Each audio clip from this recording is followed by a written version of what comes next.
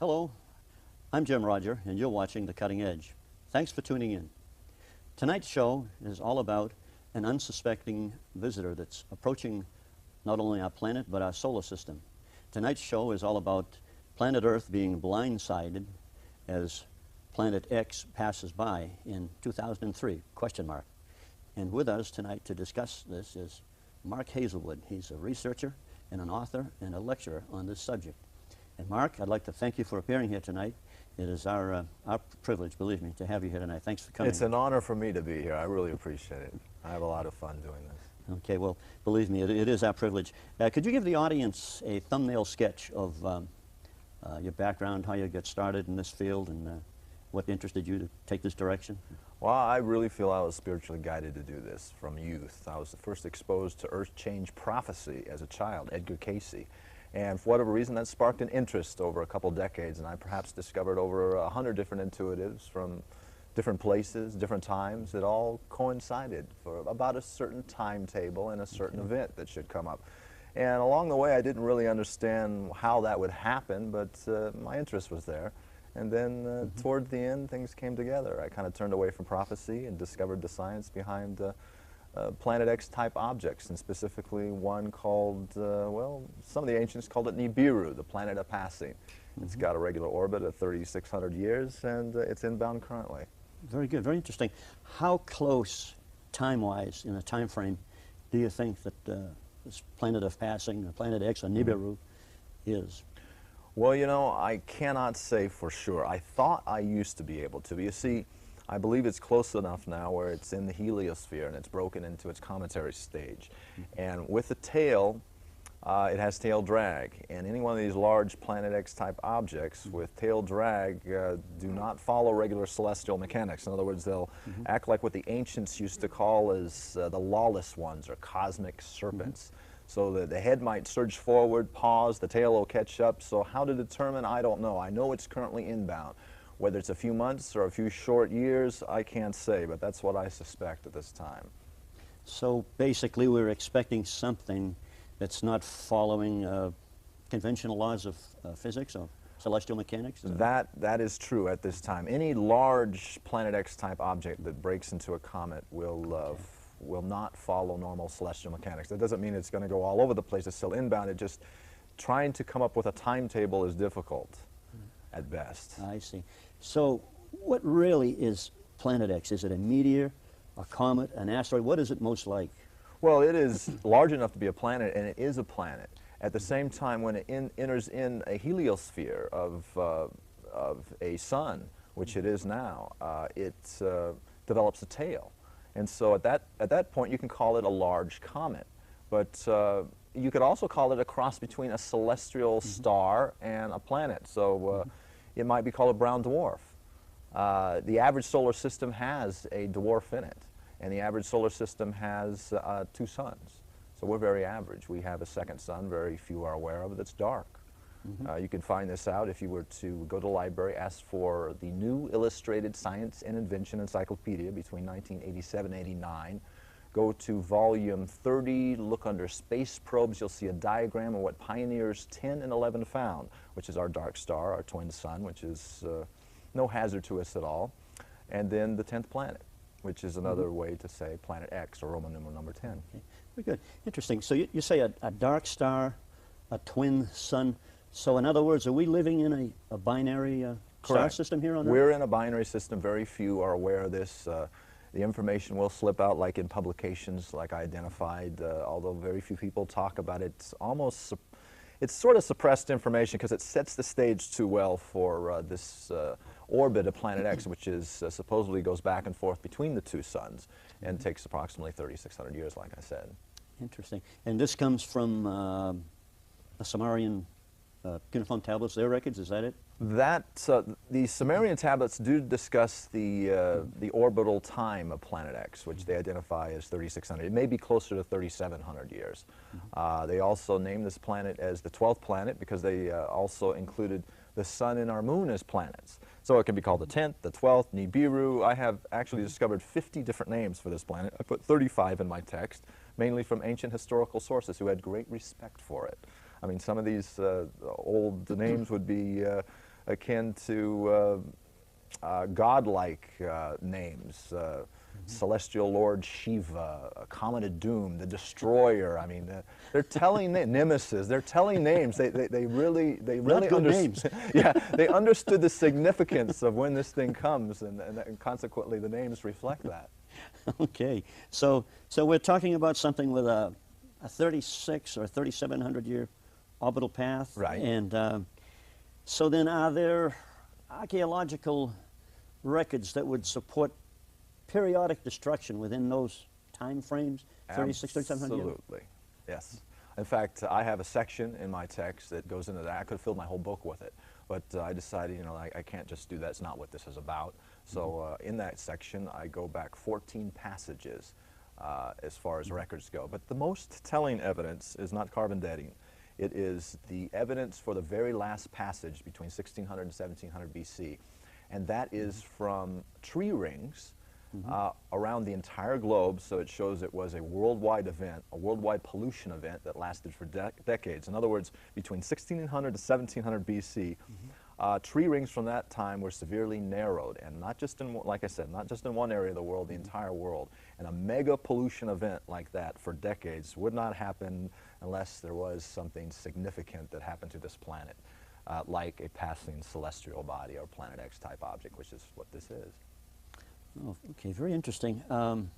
So there does seem to be periods of past catastrophic destruction. One thing, as you were speaking, that entered my mind was the frozen mammoths in Siberia that were suddenly frozen. Some of these animals were frozen so quickly, they still had fresh vegetation in their mouths and stomachs. And so whatever overtook them was fast, and it was catastrophic, and it was real. Hard science agrees with it. So I suppose that really supports what you're talking about. Yes, in fact, my research is complemented by a man by the name of James McKenney, and he's got the credentials to back him up and has been studying this subject for some 30 years. He has a book along similar lines called Planet X, Comets, and Earth Changes. And he brings up that when a Planet X type object like this passes, and there's more than one, the Nibiru is just our regular half-brother to the solar system, a rather large electromagnetic wave hits the surface. If it passes within a certain million miles away, a number of million miles away, and that could cause the surface to move similar to the sea. In other words, a tidal wave could go through the crust of the Earth and move it over the core, which would suddenly put the North and South Pole on different places on the crust, and that would take you know, a tropical environment and suddenly throw it into a polar or a very cold environment that would suddenly flash freeze a mammoth or several different animals just like it, and you'd have these records that that show this, and they are there. Not a good vacation spot.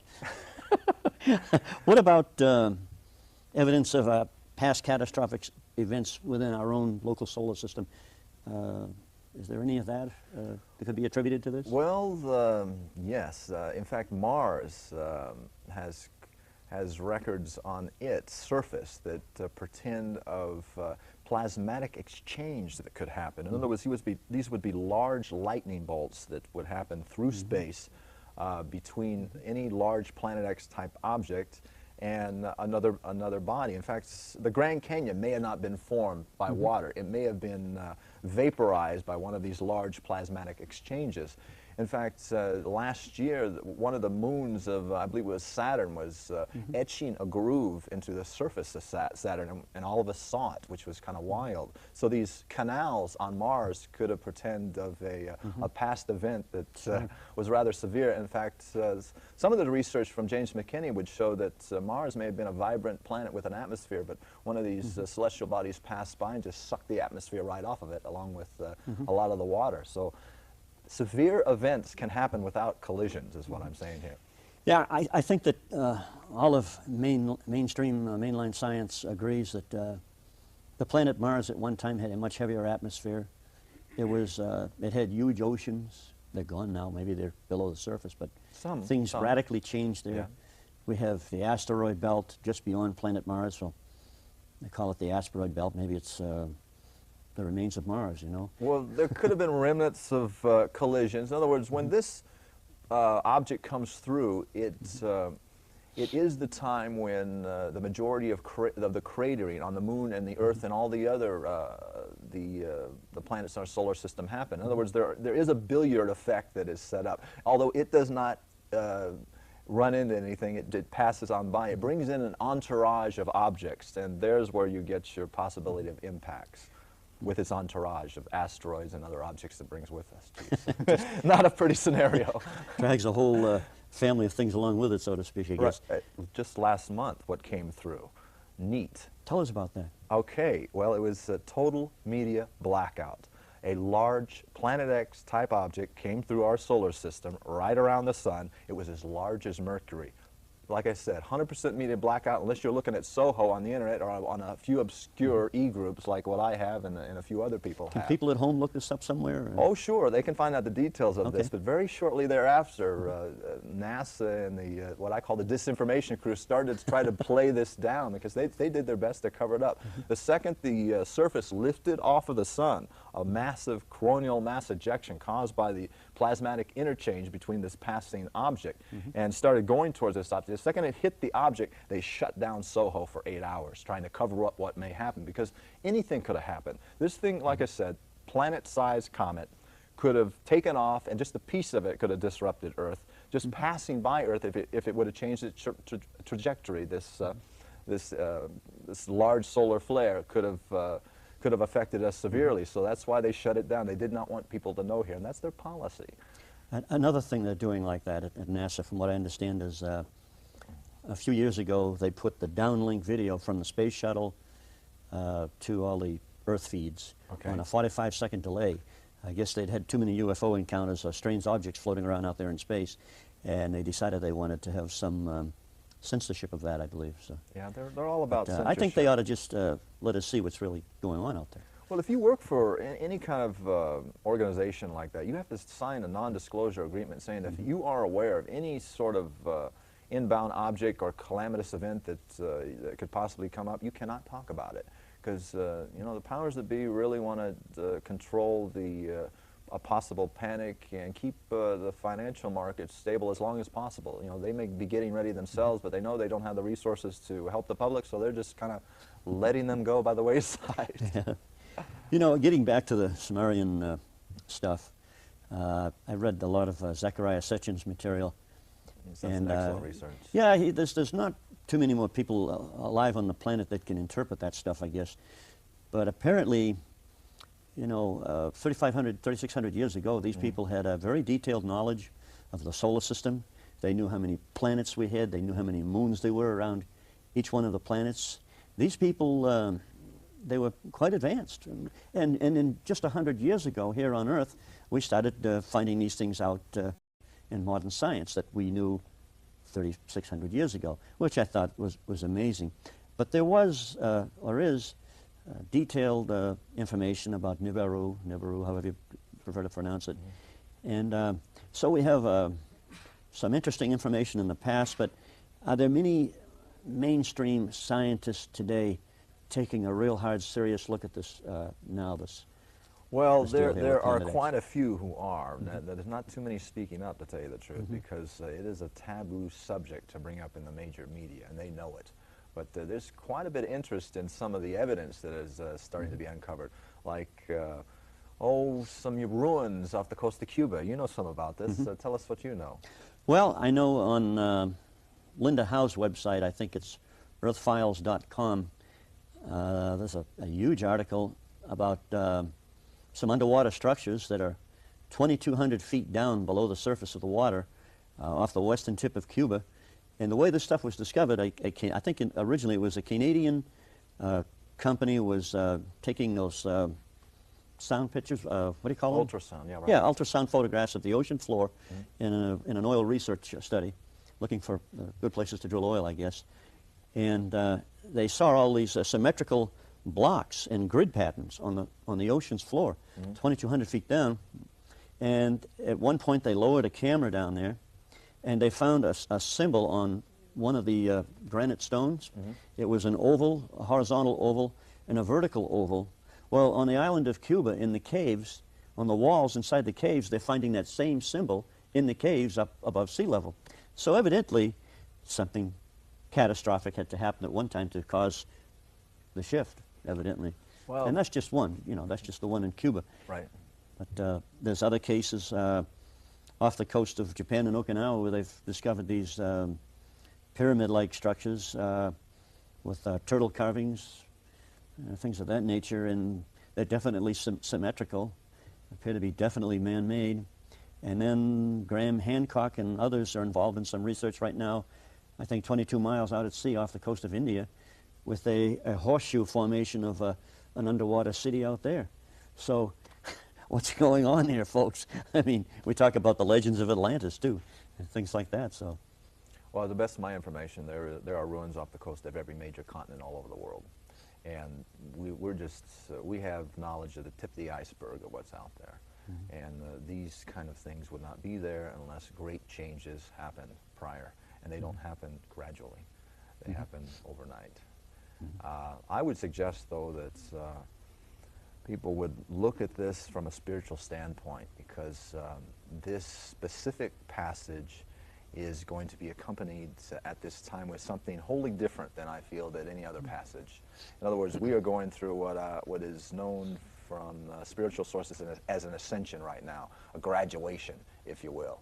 And I don't believe you're going to be able to get away from where you're supposed to be when this event happens. That means you should follow your guidance is what you should do. And some people are not going to have to prepare, and other people should. And so I can't determine what you should do. You got to find that in your heart. You got to feel your own guidance. I feel that somehow, because of the work I've been guided to do, that my family and I will be taken care of. And that could be from a half a dozen situations, but I feel I'm going to be fine. Other people are being guided to build dome homes in the upper Midwest and different areas of the world. And other people feel, that maybe it's their time to go, and they want to ignore the situation. And everyone's got to play out their perfection. There's no wrong or right about how to deal with this. It all boils down to the individual. Do you think that this is really happening? And if it is, and probably is, for all we know, the FEMA people, or people that normally would handle emergencies, Red Cross, FEMA, or whatever, that might know about this would want to keep the public calmed down about this? Well, it's interesting you brought up FEMA, because their budget has suddenly doubled for fiscal 2003, from $3.3 billion to $6.6 billion. And they've been given an order as of late, which is kind of interesting. They've been told that they want to, they have to learn how to evacuate every major city in the United States. What for? Well, the first thing they say is under the guise of terrorism, but if you look into the fine print, they give a whole long list of earth change type situations that they're getting ready for, earthquakes. That's actually part of their criteria? Oh, absolutely part of what they need to be doing right now. It is written in stone. It is an order that's been given. And it's interesting to look at, that they're being given something that I don't think they're being told the whole story about. But they're given a lot more money to do this. And what they do with it and how they use it, who knows, and how it exactly plays out is kind of interesting. On the other hand, I hear there are plans, the opposite plans may be in effect, depending on the situation. They may decide, I've heard, to blow up bridges so certain cities you can't evacuate. You're going to be basically caught up in a chaos. So how they handle what city and when and how it plays out, who knows? Okay. So then, do you think there would be a disinformation campaign going on to keep people off the main track of things? Well, absolutely. In order to stave off panic and financial collapse, the powers that be have hired thousands of people within the CIA and other organizations to counter this information, to go after anyone, including myself, character, and try to attack them in any way, shape, or form that they can, to get people to turn away from this. But since this is happening during an ascension process, I think some of this stuff may be backfiring on people. In other words, if you were being guided to this information, if all of a sudden you hear, okay, Planet X is not real from somebody, all of a sudden it may just jog a memory in you. What is Planet? It may just get you curious enough to actually research and find out the reality of this, and find the people that have got the scientific credentials, like James McKinney that I'm working with, and find out the reality of this situation. So, Yes, the disinformation campaign's in place. No, I don't necessarily agree with it, but I accept it as part of, I guess, God's ultimate plan. Somewhere in between with the people that are talking about this and trying to get it out and the people that are trying to suppress it, by the end, it'll equalize itself and play it out exactly the way it should. So it's part of the, each side has got their role to play, and I can't say that they both aren't needed for a number of different reasons. Now, if suddenly the powers that be decide to reveal this situation all of a sudden to the world, perhaps it would cause panic and financial collapse. Would I want that? No, but that's not the way this is being handled. So, you know, I can go forward with what I'm doing and feel free to do my best to get this information out and not worry because of the other side's disinformation campaign. Interesting. You know, I've heard other people talking about this same subject, and I've heard them say that qualified people, astronomers interested in this particular subject, who were trying to get telescope time on certain telescopes around the world, were accepted and it was okay. And then the moment that the operators of the telescopes found out what they wanted to do, sorry, we're closed. You'll have to go look somewhere else.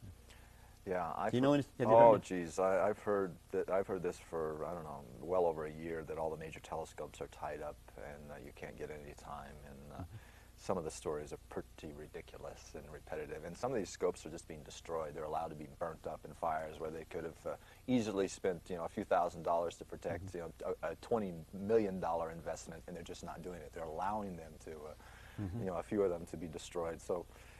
Yeah, it is part of the situation. If people were to research this, they'll see the reality of that and a lot more. I mean, any time there's a large Planet X type object entering to the solar system, there's a plasmatic exchange with the sun. It causes the sun to start going bonkers. In other words, start discharging the surface and causing lots of solar flares. We've had a regular 11.5-year solar cycle now go on and on, decade after decade. Suddenly, this cycle won't end. It's supposed to end the solar maximum 99-2000. We're supposed to be at absolute solar minimum now. The amount of solar activity is at an all-time high right now. I know that. I'm a ham radio operator. I know the bands, the long-distance bands are still wide open, and they should be closed. It should be very difficult to use those bands right now. And the sunspot activity enhances that. It's off the scale. I mean, it's affecting our weather. In fact, all this so-called global warming that you're hearing about has all to do with the amount of electricity and protons that are coming from the sun affecting our jet streams and changing our weather. Our dirty little civilization puts out about as much hydrocarbons as one volcano going off at one time.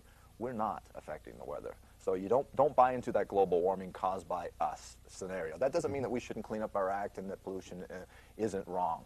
We're not causing the changes that has gone on acutely since 1995 in the weather. It is all the result of this inbound planet and the solar flaring, the excess in solar flaring. You know, you mentioned something a minute ago about the, I guess, the electromagnetic effects as this thing approaches. Okay. Are you referring to something like, for example, when you walk across a carpet and touch the doorknob, zap? You know, is that the differently charged spheres coming in contact with each other? Is it sort of like that? Or? Well, the universe is 99% plasma. It conducts electricity, which is totally against the normal knowledge in the astronomical community. Although now, you know, there are a lot of scientists that are coming around and they recognize the electrical nature of the universe.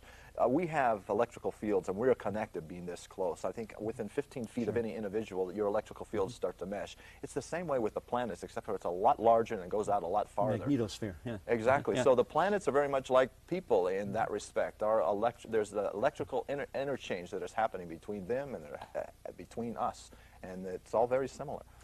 You know, not to go too far off the track here, one of the first things you learn in with electricity is there's a current and voltage, and the magnetic field they're all opposite each other. And anytime you cut the lines of magnetic flux or a magnetic field, anytime you bring anything perpendicular through those visible lines of magnetic flux, you generate an electric current. Correct. And if you remember the tethered satellite a few years Jesus, ago, McKinney told NASA, don't do that, don't do that, don't do that. it's one of the most basic lessons of electricity. They almost lost the shuttle doing that. They lost 2 of their 3 navigational computers. They almost didn't get home. What they were doing is they were dragging, I think it was, what, 13 miles long, the tether, through the magnetic lines of flux, generating a current as they go along. I think what they did discover is a new way of generating electricity out in space when you're in the vicinity of a planet. Well, you know, James McKinney is a very dynamic scientist, and he can explain, you know, what he knows to your triple doctorate as well as the layman. And what he says, the sun basically works as a battery. It has a capacitor around it, in other words, the solar field. And it works very much like a backyard bug zapper. Whenever a fly comes in to that solar field, it discharges the capacitor, and it causes the bug to get killed, the electric current. Same way, a small comet coming through will discharge the capacitor, small solar flare will happen. When a large object comes in, it doesn't have to get very close, and it starts to discharge the entire surface of the sun on a regular basis. That's what's happening now. These large solar flares are coming off, and you know what? It's changing us genetically. It's changing all the plants on this and animals on this on Earth, and you know, Earth is not even being singled out. I mean, all the planets are changing here. The luminosity values of all the planets are increasing here in the solar system. The moon has actually developed an atmosphere about 6,000 feet of what they call natrium. The poles on Mars are melting. There's been a 40 to 50% magnetic polar shift already on the outer planets, the largest ones. So it's not just Earth. The global warming is a joke. To try to blame our little civilization, all this happening in the solar system all at once is a real joke. Now, this is suppressed information that actually came from a Dr. Dimitrov, who used to work with James McKinney, but the powers that be did their best to cut the lines of communication off between them, because he's in Russia and James McKinney's over here. But some of his research slipped out. One of the things that he showed, a real intricate study between the mid-70s.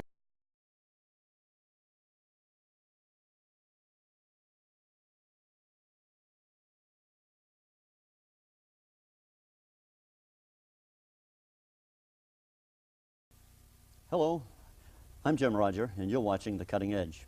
Thanks for tuning in. Tonight's show is all about an unsuspecting visitor that's approaching not only our planet, but our solar system.